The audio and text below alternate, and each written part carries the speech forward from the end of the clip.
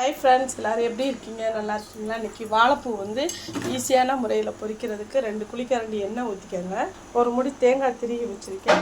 நல்லா 2 பெரிய வெங்காயம், பச்சை மிளகாய், கருவேப்பிலை எடுத்து வச்சுருக்கேன் பாருங்கள்.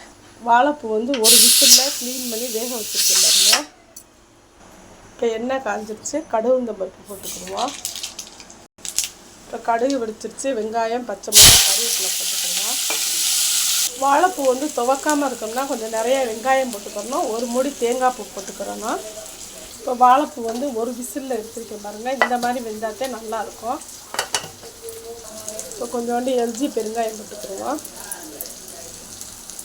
ஸ்டவ்வை ஸ்பீடாக வச்சுக்கிட்டு வாழைப்பூ தண்ணியோடு சேர்த்தே கொட்டிடுங்க. வாழைப்பூவை அப்படின்னாத்தே நல்லாயிருக்கும். வாழைப்பூ தண்ணியோடு கொட்டினாத்தே நமக்கு அந்த துவப்பு நம்ம உடம்புல சேரும். வாழைப்பூ தண்ணி இருக்காதீங்க குக்கரில் வேக வச்சா. இப்போ தேவையான அளவு உப்பு போட்டாச்சு, நல்லா வதங்கிடுச்சு. இப்போ தேங்காய் பூ போட்டுக்குவோம்.